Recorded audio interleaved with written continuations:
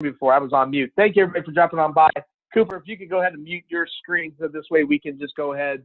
I'll continue to display. Thanks for dropping by. I am super pumped up for a number of reasons today. My name is Dennis Schiraldi. I am the founder of DOYO Live, Digital Marketing Interactive Design Conference. But more importantly, you're here for LinkedIn. And I've been at it for over a decade. I was sitting in my office in New York City when I got my invite to be on LinkedIn. If you remember back then, we were getting emails from people about how they were convincing us to put things in email to send them money. So I wasn't sure if it was a real thing or if it was a fake thing. And obviously now we sit here in 2019. It's a real thing. And what's really interesting, people in marketing and business love shiny new objects. So we've reinvented LinkedIn as a platform that's getting a ton of run right now. So to give you an idea, before we jump into that, I am a human being. I am real. I am actually at a customer site today doing some consulting and in their conference room. So that's number one. Number two, I give a shout out to my man, Leo. My man, Leo, is my 18-month-old, and we are celebrating a very successful surgery that took place last year. This is the 1-year anniversary of what took place for us, where we were last year to this year. It's a really big day for us and our family. We're super excited. He had an open heart surgery. Happy ending to the story. That is completely fixed and fine. And that's what I really want to kind of start today with when we get into LinkedIn. We're going to talk a little bit about the personal versus the professional. We're also going to jump in and discuss the profile on LinkedIn. That's the number one thing that obviously that is a very important feature, functionality of getting that set up. Activity. What do you post? What not to post? How to stay relevant. And if you don't want to post anything at all, can you still participate in LinkedIn? The answer to that is yes. Number three, networking. How do you build a network? How do you bring value to the people without selling? Some of the most annoying habits on LinkedIn today in 2019 is the fact that the moment that you accept a LinkedIn invite, the very next transmission or exchange of information, somebody trying to sell you something. Anybody think that that's annoying? I find that highly annoying. So hopefully this is my PSA to fix the world of your interactions on LinkedIn. Publishing. That's right. This is a publishing platform that gives you an opportunity to publish content on a consistent basis, follow content on a consistent basis, and then we want to talk about the video aspect as well. So I'm going to jump into this. I thought for the sake of today's talk and presentation that I would basically share my desktop. And actually, here's what we're going to do. So hopefully, as of right now, I am projecting my desktop, which would basically be my feed. So if hopefully that's what you're seeing. If you have a question, please put it in the chat. You can chat with me. You can chat with Cooper. We'll record those. We'll make sure that we answer them throughout, even when it's relevant to you. We have polling questions that we will pop. So here's an example of that. LinkedIn, first question in the poll to make this interactive as we possibly can. And to give you an idea too, as we get into this, I did a LinkedIn webinar 5 years ago. I had absolutely nobody on that webinar. How do you like that for transparency? Today we've got over 21 people that are on this webinar, so that's super exciting. Again, we're going to make this as interactive as we possibly can with this. So let's get in. First thing that I do, my LinkedIn habit is this, is that I jump into LinkedIn pretty much every day when I fire up my computer, if I've shut it down or not. The aspect of email is obviously one of the most important things for anybody in business. It's still how we communicate on a consistent basis with people that are, in the business world. I try not to let email really dictate my day. I tend to burn through my email inbox in the morning, but I check it at 11 and 4 pretty religiously every day. This way, email's not managing me, and I mean managing my email. But secondarily to that, the next tab that's either open or always open is my LinkedIn tab. And what I do is I come into my feed, which is basically LinkedIn.com, and I want to see what's going on in the business world. And I want to do that for several reasons. Trending information is obviously a really important thing when it comes to see what the day is going to look like from a conversation standpoint with potential and existing clients. The fact of the matter is that I may have some social media that's going to be scheduled to go out throughout the course of the day. And some of that scheduled content or scheduled information may not coincide with a late breaking news. LinkedIn does a really great job of providing you what people are talking about. And that's going to be important when we get into the activity. The feed itself obviously is feeding us information based upon the current information that people in your network are posting. You have also recent tags, and LinkedIn is doing a better job functioning off of that. So this is what I do every day. I jump in and I look through my activity feed. I'm going to come back to the activity feed because I think it's really important that we start with the profile. So from a profile perspective, it is again, this is my view of the world. It's not the correct view, but it's my view of the world. And again, I've built up over 4,000 followers on LinkedIn, built a network, built businesses with the use of LinkedIn. I believe that your profile picture needs to be one that is light, refreshing, represents you, your brand, and who you are as an individual very well.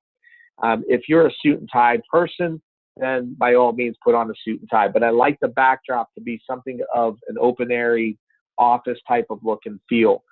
I had a friend on here that was a prime example that he had himself pictured with a dog.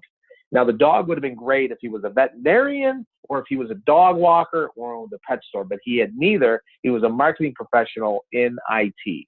The prom pictures, the picture at the wedding with you dressed up. I think that we live in a day and age now where there's enough photographers out there that are willing to work with you on professional headshots for a minimum. And if you don't have the ability or the budget right now to get somebody to come in to do that, you can simply take an iPhone in portrait mode and do a fantastic job of capturing your portrait. The second thing that you can do or should do is that in the background of a banner, you have a lot of different options now. I like to switch things in and out that represent my brand and my company because it's an ongoing form of, obviously, of advertisement. All of the web from a search perspective functions off of keywords that people type in the search, although we know that 50% of that's going to change by 2020 because of voice recognition and voice search. But that said, your title should be something that is not just indicative of your business, but also of what you do, because people will likely type things into LinkedIn search that they may need marketing, or they might need an operations person, or they might need a company to do X, Y, and Z. So you're limited with characters, but I try to maximize the amount of characters that I have in my title in order to be able to make sure that I'm going to get found when people are searching to get found. The second thing I do is make sure that I let people know where I'm currently located, because that has an impact of coming up in the local environment. In your bio, so unless you are a professional athlete or you're coaching a professional sport, I've gone away from the third person reference. So, for instance, Dennis Schiraldi is the founder of DOYO Live, which is a digital marketing interactive design conference. I changed that up over 3 years ago to say, speak in the first person, try to tell people who I am and my story, and intertwine it in a way that obviously promotes who I am, what I do, why I do it is even more important, and what's behind the business. There are different words that are in here that are descriptors, and we make a big deal about keywords. Keywords are effectively, obviously, what, again, people are typing in the search to find you. And I don't know why I would describe myself as a baker if I'm a marketer, but, you're just using common sense. So I'm using words that describe the business and myself to make sure that we're going to populate in search and do a good job just describing myself. I also intertwine some personal information. I think that my best business relationships on LinkedIn, and more so importantly, LinkedIn's a tool, a medium, a platform for me to connect with people. My best business relationships and those conversations with those clients and those people that either come to the conference or in a print publication that I have or consulting clients start around the table, and they start with, how are the kids? How's the family? What have you been up to? And then we jump into business. So I find it vitally important to let you know that I'm a human being. How I started the webinar today with a very personal story of something that's impacting my life today besides, the importance of delivering this webinar. And I do that within my bio as well. You also have an option of including various links with either video or case studies or publications that you've produced. And I do put this into my dashboard. And actually, this is a good time, by the way, to pop the next question in our webinar. So I would love to know what you think about whether or not you find it acceptable to post personal information on LinkedIn. And if you want to go ahead and do that when we get into the activity of what to post, what not to post, I'll cover that. In your profile, it's important for you to check this out from time to time. I do it probably on a bi-weekly basis. And I'm looking to see how many people are viewing my profile, how many people are viewing my post, and I'm appearing in search as well. This is somewhat of a performance-related type of environment based upon my activity levels on LinkedIn. And I'm always looking to see if people are engaging with me and how I'm adjusting these numbers. LinkedIn also does a really cool thing. So you can go to your dashboard and you can see, based upon how completed your profile is, as to whether or not what the status is of what they think you are. All-Star is indicating that I've completely filled out my profile. I've taken all the recommendations that they have made in filling out my bio, adding information, connecting with information, getting people to endorse me, and all those sorts of things. And so this is a really good way to see how complete your profile is. Next up, we have articles and activity, and it's going to give us a brief summary and then experience. Now, for some of you, you may only go back 2, maybe 3 jobs. From my perspective, I just about list my entire professional portfolio. And the reason I do that is because I want people to know, like, this is my pathway. This is what I've done. This is my body of work. I'm missing actually one opportunity that I had where I was a director of a MRI center in New York City. But I also have on here teacher educator, because it's always been a really interesting conversation point for people about how I started my career and where I'm currently at in business. So I leave that on there. Education is an important one to put on there because there's working opportunities with any of your professional alumni. So those are the things that I put on in my profile. The application itself will give you a good idea of how well yours is built out.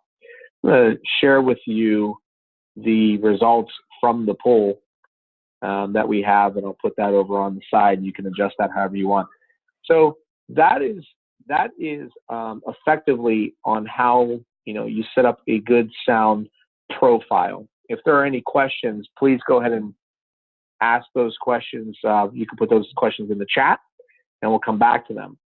One of the things that we do that you get, obviously, is, coming back from your profile, is that you can see how your posts are viewed, your activity feed. And so in that, basically what we're getting is this. LinkedIn used to do this really cool thing. They used to actually rate you against people rank you against people in your industry of what your percentile ranking was. So I don't know necessarily whether or not, we could obviously debate the accuracy of that, but it was always fun to see, like, from a marketing perspective, was I in the top 5, 10, 20 percentile in the United States? I had, excuse me, I am an adjunct professor at Youngstown State University. So since I have Youngstown State as my employer, I was able to see against other people that were working at Youngstown State University of where my LinkedIn profile ranked, which is pretty cool. They have since removed that, but you can see how many people are viewing your profile over a current period of time. And again, I'm looking at this to see, based upon my activity on LinkedIn and some of the publishing activity, of whether or not I'm increasing, I'm decreasing, am I getting more activity? Why am I getting activity? And for me, this is an important thing. I'm also looking and interested to see what individuals, and this comes into a feature of who's looking at you. And in your privacy settings, you can make a determination as to whether or not people can see you and can't see you. And it will obviously give you an option as to whether or not you can see these individuals. I like to see, I don't have a problem if you know that I'm looking, investigating the background of your company and yourself. And in addition to that, I'd love to know who is looking at my profile. The reason is that there are various companies that are on here that potentially, again, are potential clients that might be looking to come to a marketing conference or might be looking for a marketing consultant. The others, from a national perspective, could be local, could be national. These individuals and the way that I connect with them, one of which, I would go to Matt right now, and I don't know if Matt's on the webinar or not, but I wouldn't go to Matt and say, hey, Matt, I see that you're creeping on my LinkedIn and would love to obviously connect with you for networking purposes. But I do know that Matt obviously has looked at my LinkedIn profile. And at this point, it makes it a really awesome opportunity for me to go and connect. That one actually didn't give me an opportunity to be able to set a message that was personalized. And I would typically do that to an individual and say, hey, Matt, I'm very interested in connecting with you via LinkedIn, looking forward to networking with you. The reason why that's important for me is that one of my target audiences for one of the businesses that we have at the marketing conference, we target marketing managers. So in order for me to be able to make more meaningful connections with marketing people, building my network out on LinkedIn, it's an important aspect to what and how we're building a network. The company I work for encourages us to change our bio to be centered around them and their services. What are your opinions on this? Well, number one, that's person-to-page paycheck. So that's an important aspect to them. I think that when you work for a brand or a company, I think that there's a blend. I think that it's very important for a company to put their talent on display and give people the opportunity and levity to put out there what their area of expertise is from a professional perspective. And as a part of that, saying that, they also then, the next paragraph should read something along the lines that I use my experience, I leverage my experience, I work daily as a marketing manager with XYZ company to help them expand their brand, acquire new customers, and you weave that into that conversation. And I do think that that's a good idea because it's additional marketing for a company that when people do searches based upon marketing manager, when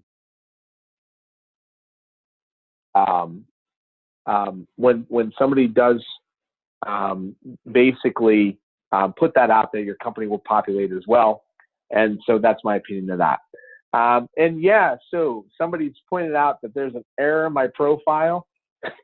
So I appreciate that. That's a little bit embarrassing that we've not caught that. I have been using Grammarly for the past 2 years now, which has helped out tremendously in that environment. So thank you for making that quick catch.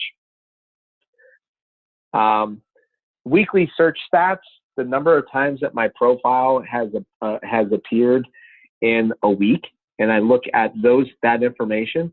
And so when you come into your profile, you basically could click any of these dashboards, and you can see who's viewed your profile, how many views that you have on your post, and then also your search appearances as well.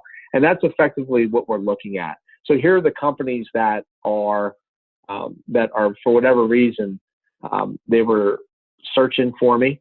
What my searchers do, they're salespeople, they're founders, or social media specialists. So I didn't really adjust the webinar today based upon these statistics. And the reason is that there's not enough of a delta between the two of them that gives me an opportunity to be able to do that. However, if I came into this webinar and 35% of the people that did a search on me were salespeople, then that conversation might be going a little bit different than the way that it is going right now. So let's do this. I would like to hear what you like best about LinkedIn. And as we do that, and as we move out of the activity feed, the personal setup of the profile, we're going to get into now content as to what we post and what we don't post. And I don't necessarily know if there's a better way to organize it by building a network and then talking about publishing and video as the aspect, going the activity route first or the networking part first. But it's kind of the chicken and the egg, what comes first. It's kind of difficult to say, like, do you build a network and then your activity builds that, or does your activity build your network? So I'll tell you this. When I get into LinkedIn, again, on a daily basis, I'm going down through, and I've had people that, like, I'm either prospecting or trying to get a meeting with, and let's just say that I've reached out to them a couple times, over email and over phone. And what's interesting is I don't necessarily get a response. And obviously from a sales perspective, that's a little bit of an annoying thing, that when you've maybe even have some dialogue going with an individual, that you've created some touch points with them and they're not getting back to you and they've gone dark on you. In the same respect, if I was calling on Terry and Terry wasn't getting back to me, I come into my feed and I see that he's posted something on LinkedIn.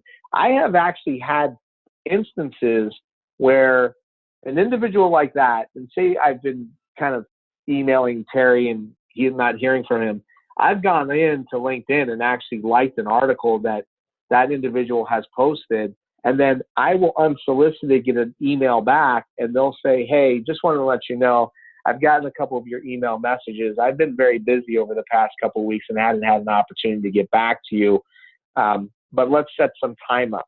And I have had those micro touch points on LinkedIn as a result of interests that I've had. Sometimes people, they call me and then all of a sudden they don't get back, and the world's become a busy place, and then they're posting things on LinkedIn. So therefore I'm going down through my activity feed based upon wanting to build a network, wanting to bring value to my audience. And in addition to that, and I say my audience, my following, my first and seconds, in building that network, I will take time to go down through and I'll provide what I think is meaningful feedback from a commentary perspective. And I'll do that in a couple of different ways. I'll do that with my network. So the individuals here that are posting content, I'm seeing this for some sort of reason. I'm either following it or it's a first connection, and those sorts of things. The other is that I might be clicking on something that's relates back to my industry. And this is a really good way for you to target individuals that are in your industry, build up your authority in your industry, and going down through and spending time in the feed and actually liking and making meaningful comments, whether you agree with the content here or not. This is a activity that becomes very relevant and important to building a following, building a network, building a voice of authority on LinkedIn without ever even having to come up with original content or repurposed content, which we'll talk about repurposed or syndicated curation of content. What this is doing right here is this. So Gary has taken a curated approach, and Neil Patel is hugely widely followed in the digital marketing community, gets a ton of views to his content. And Gary is a digital marketing consultant. So what's popular to do, if you're not going to have your own point of view with original content, and you're going to write the article on how do you optimize voice search, 4 simple SEO strategies. If you're a digital marketing expert, you should be writing that article. That's just my opinion. If you're not, the next best way to gain authority is to take that content, take the link, share it on LinkedIn, and then give your point of view about a question. Maybe it's a hero post. A hero post is some form of very opinionated content that has a lot of questions in it. Hashtagging is growing from a LinkedIn perspective. And so with the result of that, here's activity, right? So activity on LinkedIn is going down through. I'm going to interact with Gary because Gary's in digital marketing, and that's beneficial to my business on a consistent basis. It's also going to help me to build my following. The old adage of social media: I get your audience, you get my audience. I might even share this. Article. The next way that you participate, obviously, from a LinkedIn with activity is you can do what Gary's doing. You can grab content, and you can effectively take that content, put your point of view on it. I highly recommend that you're going to end up doing that. My posts look like this. So, I'm going to take content across the board. Those of you that are on this webinar today that have followed some of my social media guidance, and what I talk about a lot is this. I want to educate my audience on what I know in my area of expertise, i.e. a LinkedIn webinar. So I want to give that away. I want to entertain you. Hopefully I say something today that is something of entertainment value that makes you laugh. There's nothing wrong with that. Laughing's a good thing. Number 3, I want to engage with you. So Rose, thank you for dropping a line. I want to get back to you. I want to make a comment on your post of what I'm doing there. And then I want to promote something. So we have a meetup that's coming up, with iSynergy, who's a sponsor for DOYO Live. I'm giving you some tidbits on 3 things I love and I hate about LinkedIn. And as a result of that, I'm giving you some value. Hopefully I gave you some entertainment. And in addition to that, I did end up promoting this webinar. Here's another one. Are you an influencer or an aggregator? So we have a marketing show that has content that we natively create. And I am taking that content and I am sharing that with my audience, trying to bring you value with LinkedIn. So here's what we post. We post information that's relevant to our industry, of links that we're going to find out there, of blogs that we read. We can share that in our feed, but always have our point of view. The next is this is original content. I'm big on me producing my own original content and sharing that content with you the majority of the time. Staying relevant by making sure that you're posting and commenting on other people's content. And then here's the last one. So you're kind of like this very passive user of LinkedIn. Is that you're the mindset, what, I don't want to post on LinkedIn. I don't want to contribute. I don't want to grow my audience. That is all good, and that is all fine. You come to LinkedIn every day, and you can basically go down through the feed, and you can see that all of these businesses that are out there today that are posting information that are within your network are posting valuable content that is just nuggets of information that if you're in operations, what might be going on at Panera. And if you're in sales, why this might be a really good idea that that something is going on at Panera. Now hiring, you might be in the job category. And for the longest of times, LinkedIn was one of the places that I got, before I started my own business, I got several jobs through LinkedIn. It's not just recruiters. And I think that's the big misconception, that it's just recruiters or it's just salespeople. Tons of valuable content, tons of valuable information that's being gleaned by companies that if you just go down through the feed and you pay attention on a consistent basis, you're going to end up coming up with awesome, totally awesome content. Before I move on to building a network, which is obviously the other key ingredient to the activity portion and the content portion, I'd love to answer any questions that you have about the participation. I will say this, that I said I was going to address the personal portion of the content. And in my activity feed, from my own perspective, I post all kinds of content. Primarily, it has to deal with, primarily the content that I post on LinkedIn has to deal with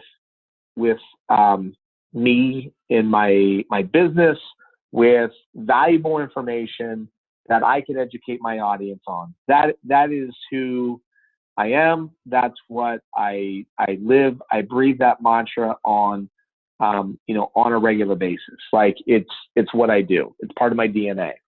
I do, however, will intertwine posts about my family. They're very supportive in my entrepreneurship. I think everything happens to deal around the context of the conversation. So in a week, I have a problem saying it. Like, I'm getting ready to take some time off. We haven't had vacation in 2 years because of the health-related issues with our infant last year. So as I come into that, I think I'm proud to have 1 or 2 posts about maybe here's how you prepare as a small business owner to take a vacation, to step away when you don't have all these, crazy resources. Here's why I need some downtime, and a picture and a post of and with the family. So that is that's some content that I post. I posted not too long ago an email. I blacked out the name of the individual that sent me the email. The very first email that I got, response to creating a marketing conference 4 years ago, and I had a very significant stance on that in the hero post, because when you do that, when you post something to LinkedIn, if you want to get engagement, it's good to have a post with, like it says here, about the deep dive workshop. And then if you just hit the return button 1 or 2 times, people will actually, to engage with that, will have to hit the see more button. And if you've got more content below that, there's a better chance that they'll engage with that. Now that natively upload video for 10 minutes into LinkedIn, I have embedded YouTube videos longer than 10 minutes, but then we're also taking 1 views and 10-minute views, and we're actually loading them into LinkedIn, which is a much better idea than doing it in this mechanism with YouTube. But you're still limited on the amount of time. I'm asking questions. Like in the early days of social media, were you concerned about having Facebook or Twitter and possibly complain about your business? And I'm kind of asking for advice. I'm purposely out content, sometimes tagging individuals, trying to build that engagement factor. So that's my activity. That's how I engage.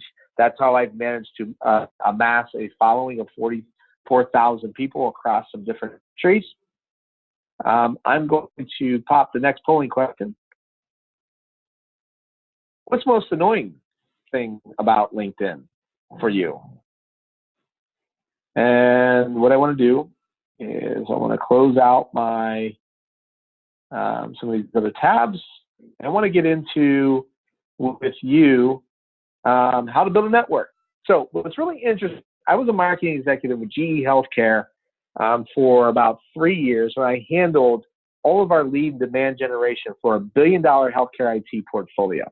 Which means I was a very person to anybody that was ever selling things from a marketing perspective to GE. So I would get tons of invites to join people's network, trade show organizers, those sorts of things. And it was always interesting. And then I left GE, I started my own business, and the invites surprisingly died down, right? Like I was suddenly not somebody of value to people, and which I find very interesting. And then over the past 3 years, that activity increased again because all of the people that you see here have an advantage to gain from somebody that apparently must, I host a marketing conference that 800 people have attended over the past 3 years. So what I do typically is I get invitations, number one, and I don't say that in a conceited way. I get invitations to join people's network on LinkedIn, and I put them in somewhat of a purgatory of what are they doing, inviting to join them on LinkedIn. What does that message look like? And, how are these people asking to engage with me? Sometimes what I'll do if I have the time is to kind of go and see what's posting from a LinkedIn perspective. And then eventually, once I've kind of, whether or not I'm going to network with them, I'll make a decision to accept the invite. And so that's one way that that people will invite you to build a network. They will invite you to build a network based on your activity of information that you're putting out there. LinkedIn is going to ask you whether or not you want to import your contacts, and my Google contact database is pretty significant. So early on, I would do that, and I would invite people from my database or my email into my overall LinkedIn ecosystem, but I don't necessarily follow that same mantra anymore. Here's another way to build your network is that LinkedIn will make suggestions on people that you might know, and that's being based upon other people's connections. So obviously, once Jose and I have made a connection, LinkedIn's making the suggestion that I should make connections with these individuals. And then they're also going to make connections based on people we might know at job profiles, or based upon companies, geography, business titles, those sorts of things. So LinkedIn is actively promoting for you to say, here's who you maybe want to go connect with, and here's why. Here are people that we recommend you connect with. You can see we have a lot of mutual connections, so it's highly engaging that will happen.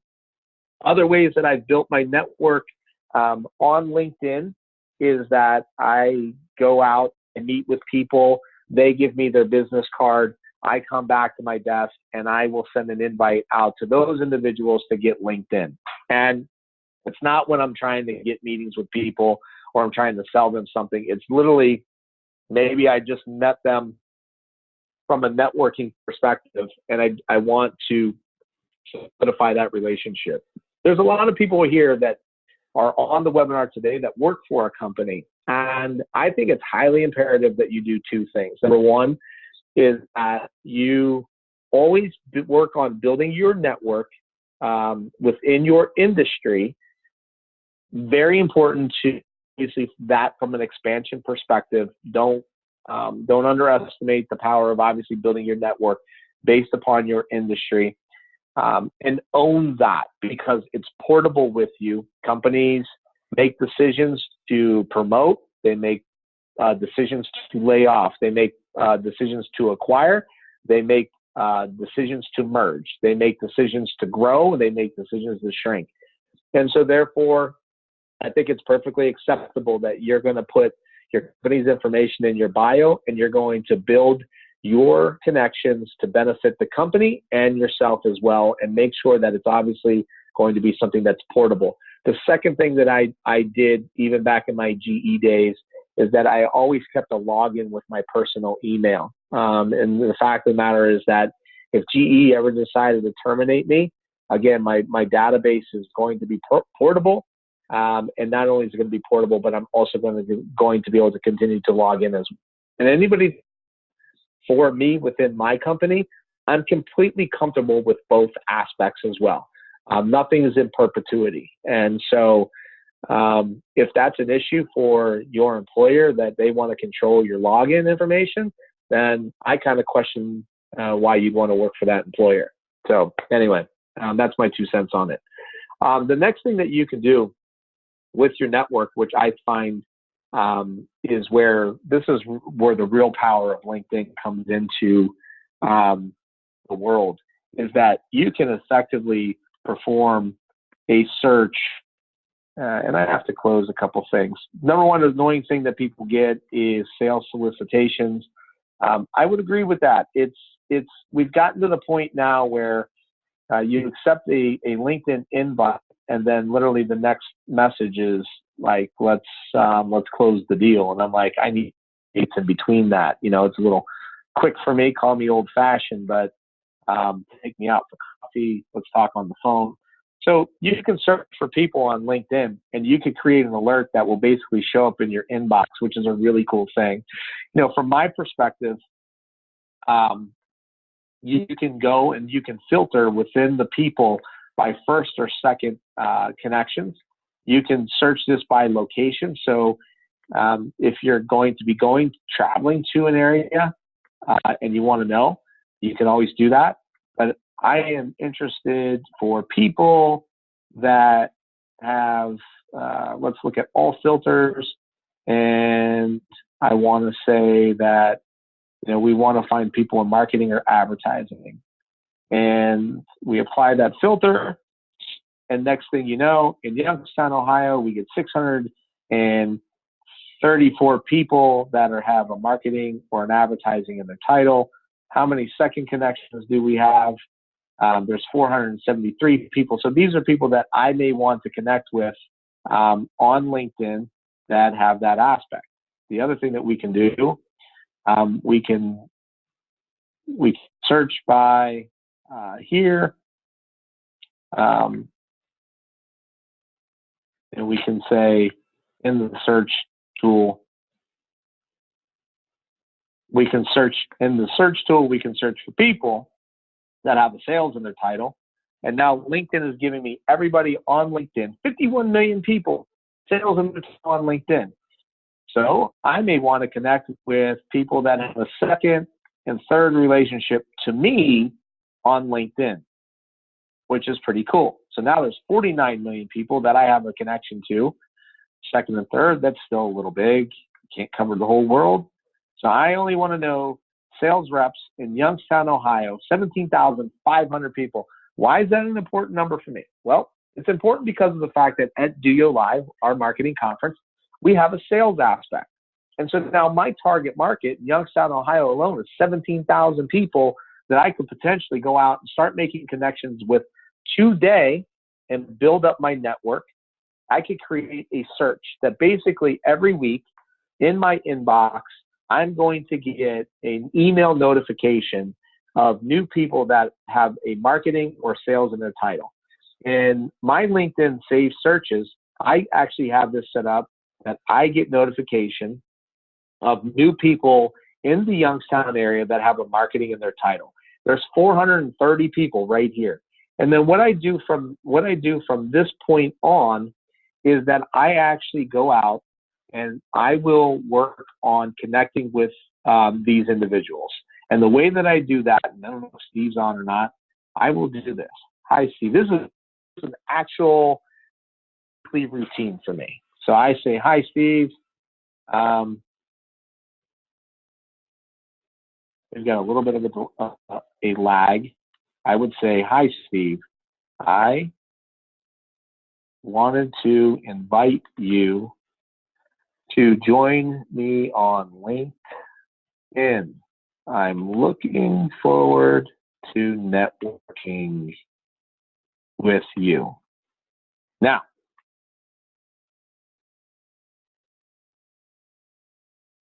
thanks, Dennis. Now, I didn't put anything in there that was, I put on a marketing conference, self-serving information. Maybe I take some time investigate Steve a little bit more and say, I see that Standard Construction recently got, this award. And if I know that off the top of my head, or I saw that in a conversation, I would add that into that invite. Sometimes I will add that I see that we have a number of people that are connected to each other. I'll oftentimes do that in my follow-up. Now, I have sent an invitation to Steve. I'm going to sit back and write, and I'm going to wait for Steve to accept my invite or not. Now, here's the thing that I do and I don't do. On my connections, I'm always building a third of my funnel based upon my interactions. So what I will do is I'll invite you to get LinkedIn, and I will literally I'll literally go anywhere between months to 3 months before I actually send you any sort of follow-up message. And in that message, depending on the time of the year, that follow-up message would likely look like something like, hey, what are you working on? Investing in people, right? Just saying, hey, like, what are you working on? I always reach out. I always connect with my people that are in my LinkedIn network. And what are you working on that's exciting right now? And I'm not asking them to, like, can I help you with that or any of that? I'm just literally taking an interest in my LinkedIn network. You accepted an invite. There will be times of the year that I'm not out in front of that. And so I'll let a month or 3 months run by. And let's say that we've got a LinkedIn webinar coming up. I would message this individual and say, hey, Anthony, I see that we connected on LinkedIn a couple months ago. I wanted to invite you to a free webinar that I'm hosting on LinkedIn that I think will bring you value in the long run. So if I can bring you some sort of value with my message that might not be as strong as just the investment into who you are, and maybe I have an event going, which is a little bit self-serving, but again, it's free and it's beneficial. The other is that, we come up on a time of year where a marketing conference takes place in about 2 or 3 months out. Hopefully I've been doing my job of inviting you to get connected. I've sent you a message that's invested in who you are as a person. Maybe I invited a free thing. And now, you've been following me. Maybe you've digested some of my content. Now I feel it's perfectly acceptable. I've educated you, I've entertained you, I've engaged with you.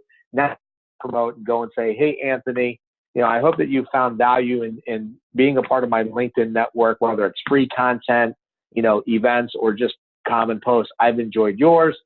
I'm the host or the founder of a marketing conference that's taking place in October. Here's a promo code. Use this to sign up in the next week. You'll save $10, and we'd really love to see you. There's 800+ people that have participated. Joe Polizzi is going to be the keynote speaker.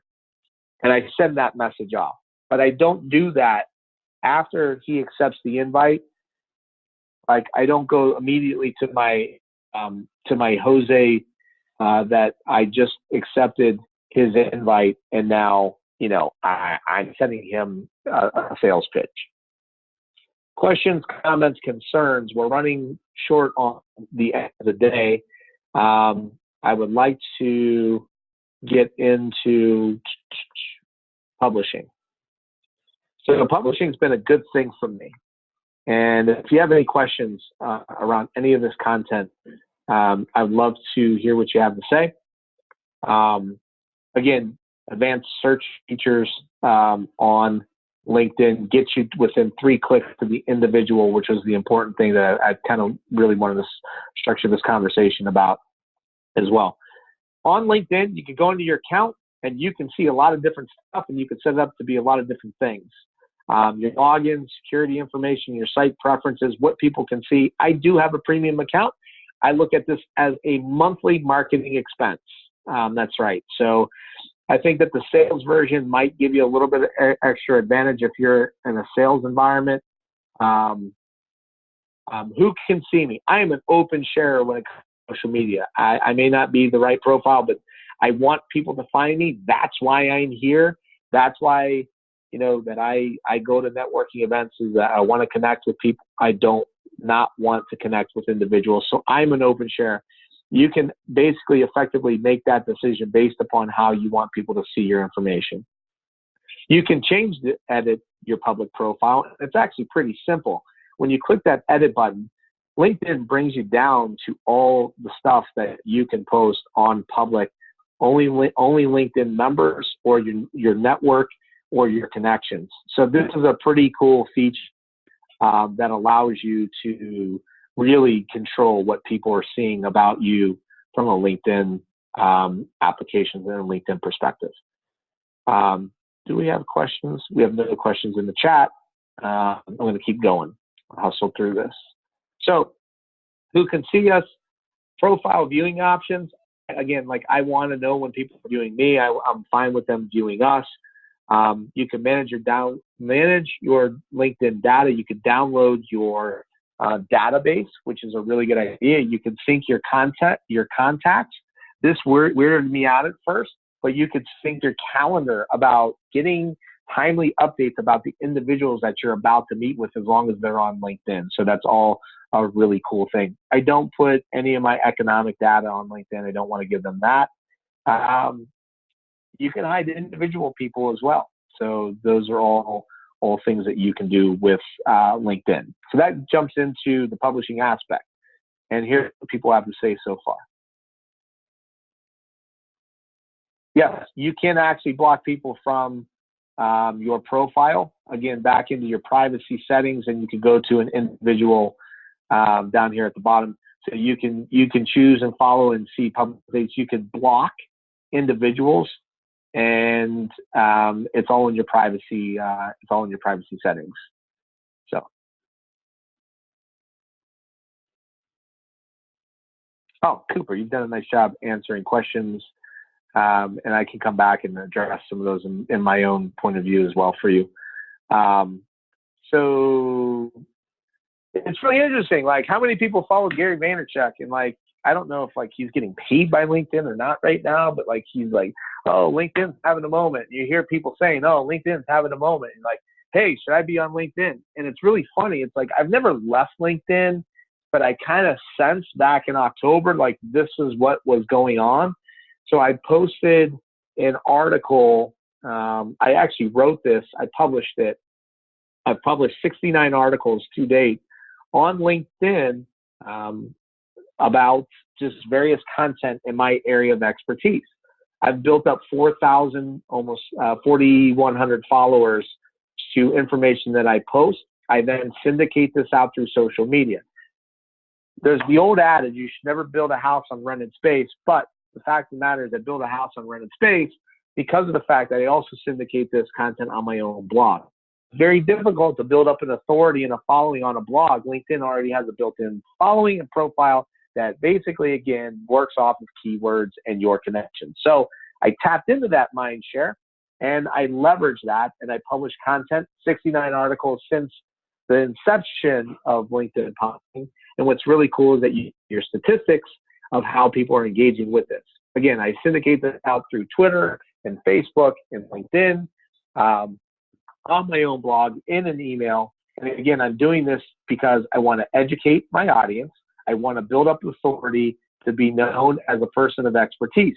5 years ago, when I did a LinkedIn webinar, I really had nobody on that webinar. And it's partially because of the fact that I had not built up enough authority with publishing content. So obviously, it's taken time to make that voice get heard, but in the long run, the value from me and the company has been very valuable. From a company perspective, it's a good idea whether you can convince your executives and the people that work in your business, your salespeople, to have a condensed version of this based upon your industry that is collectively going to promote them as the individual authority of expertise with the voice, and then in addition to that, also helps to promote the company. We always make sure that we have a linking mechanism in here, and so I'm putting in here my personal story, and then about DOYO Live. So I'm going to put something in here, but I may not necessarily be selling tickets. I might just want to give you additional value, like giving you access to a full keynote speech that took place, at the conference. And again, it's a very valuable asset with within the business to be publishing, content on a consistent basis. I'm not as consistent as I'd like to be. That is a goal of mine, or that I'm publishing some form of content on a monthly basis. Some of this content is of nature that is business related, with advice. Here's the article that I wrote about why marketing is so important. And this encapsulates, my son. And the narrative of this was that I went from the marketing expert and with a background in healthcare and telling that story and impacting people's life to being the consumer of trying to figure out where I go for my medical care.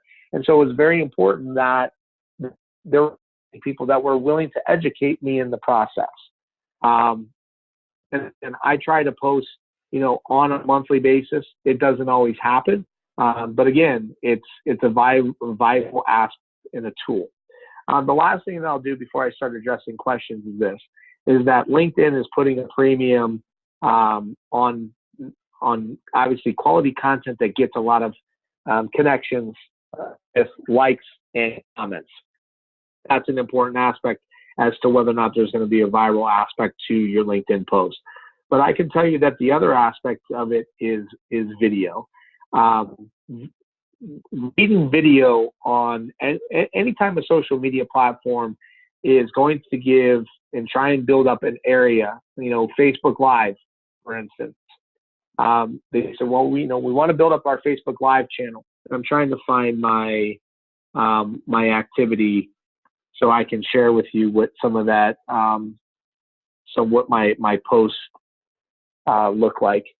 So anytime a social media platform is building up something like video, they're going to weight it more heavily. So you have to take advantage of that from a marketing perspective. So LinkedIn saying, hey, we now natively have video that you can upload up to 10 minutes.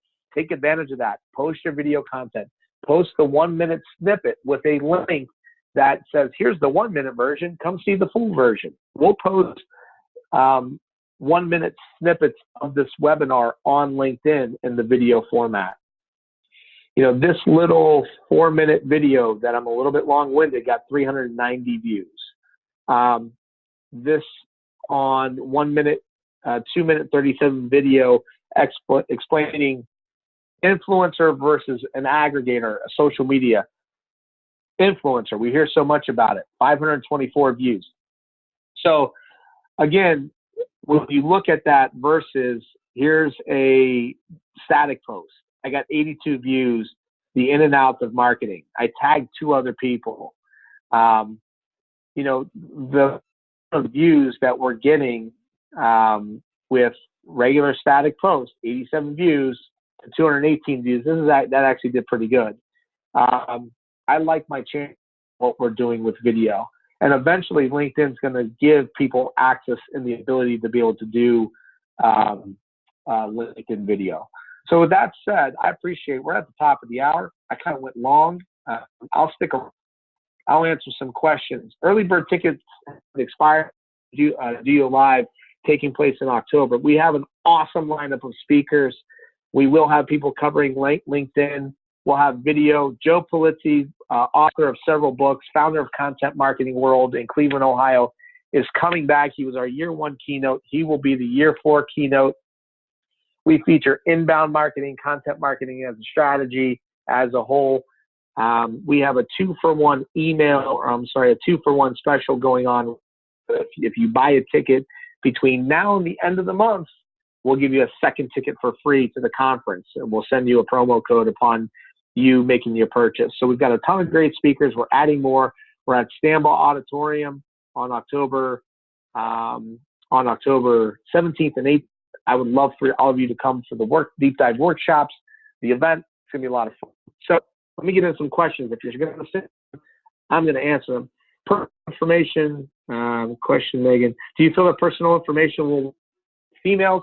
Megan, I do feel that it will work well with females, but the only cautionary tale that I will tell you is that everything is in the context of that conversation. You're going to post something that's of personal information.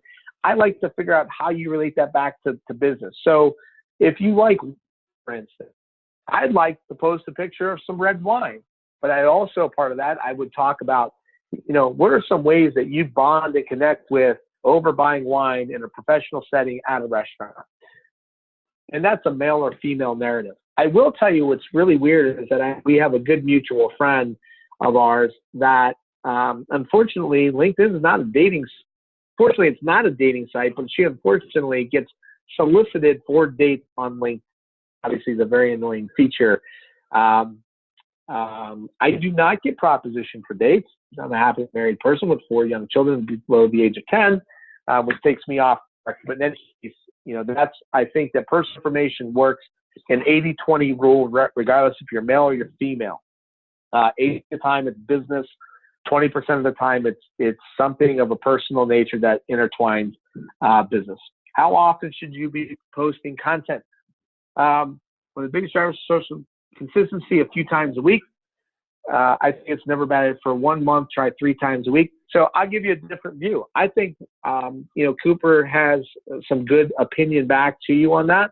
I think anywhere between 1 to 3 times a day on LinkedIn for the period of 2 weeks. How does that working for you? And then change it up and post 3 times a week and see how that one's working for you as well. And the reason I say that is that everything, it's going to work in a different capacity. Change it up between your own content towards syndicated content, towards a published piece of content, and pay attention to whether or not you're getting likes and comments, and what that looks like. If you posted a video, something that you post a 1-minute video every day at noon. So if you're doing that, posting that video every day at noon, then you get other opportunities to post additional content. So, it just depends. And then maybe back on three and see what goes best. I noticed that there are many hashtags on the content you are personally posting. What are your thoughts on hashtags? Do they dramatically increase content? So I haven't noticed that they are increasing my engagement. But what I'm currently doing is I am testing to see whether or not I'm actually going to get additional run. The second thing that I'm doing with my content or the activity feed on LinkedIn is that I'm actually using that in trending articles and clicking on that and then seeing what the actual article's been written, and then providing my own narrative to that to build my audience. So that's how I'm effectively utilizing hashtags. But I haven't noticed outside of Twitter, most social media platforms don't really function much off the hashtag, but I'm always testing and always trying. I actually have 2 businesses. One is more of a side project that I would like to grow and promote. Is either have or both? Short answer is yes, associating both business. So, Veronica, I don't know if you're still on.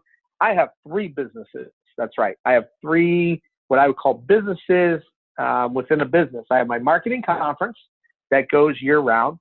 It's very complementary to my marketing consulting business that I give away advice, and then I contract with people and I go in and I work with them on their marketing strategy and that their marketing and sales strategy. And then I have a third arm. I have a print publication that is effectively a marketing placement publication that has print, digital, and events. I don't promote that as much from a LinkedIn perspective, and I'm not quite sure why. It's probably a good opportunity for me to take the people that are in those blogs that we create. But here's what I do. I actually use LinkedIn from a prospecting perspective to grow the audience for DOYO Live. Those people potentially become consulting opportunities. And then those people potentially, I utilize that for the print publication as well. So I think that makes sense. The only thing is does your day job support your side habit or not? First or second connection, I think that Cooper answered that question. First connections are people that you connected with, you invite, or they did in return. The second people are the 7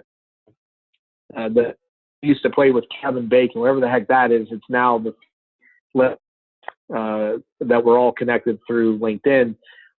Second connection is that we may have a mutual connection on LinkedIn, but neither us. Only one of us is connected to that, potentially to the individual. And then the thirds are basically people in a separate network, both on sides, may have some mutual connect within our connections, if that makes any sense. Yes, you can block people. Our feature, there are the recruiter feature. It costs money to post jobs. You can have an advertising space. And then there are different levels of the LinkedIn premium package, which there's also a sales navigator. I get so many opportunities each month to send people what's called an in-mail. I get to send people an in-mail that are not necessarily connected to me. And if I want to send a message, I get 25 of those a month. And I get other cool features with the premium, and then the navigator lets you do some additional stuff as well. And I agree with Cooper. LinkedIn is an incredibly powerful tool for me, for my business, and it has been for over a decade. And that's where we started the conversation. That's where we'll kind of end the conversation today, is that I log into my email every day. And then in addition to that, I have LinkedIn Navigator within my email. So LinkedIn profile when we're exchanging emails. But then the next thing that I do is I go to my LinkedIn every morning, and that's where my business day basically starts. And it suits even email, because email has a tendency to have it manage my day. And I'm on LinkedIn, down through the activity feed. I'm looking to potentially what I'm going to interact with. And then I'm looking for individuals within my prospecting of who I'm going to connect with months from now, or I'm going to send an email to. So that's my story. I'm sticking to it. I appreciate wholeheartedly everybody being here today. This was recorded, so if there's anything that you would like to see, go ahead and do that. I do provide people with LinkedIn workshops that basically come to, we'll set up a training solution for you, for your business. I'm always available to answer questions for free. If they're small questions about LinkedIn, would love to help you out there. And I hope that all of you have an amazing day, and the rest of your month is completely awesome. I appreciate everybody being a part of our webinar today, and thank you so much for being a part of our DOYO Live Nation. Thank you.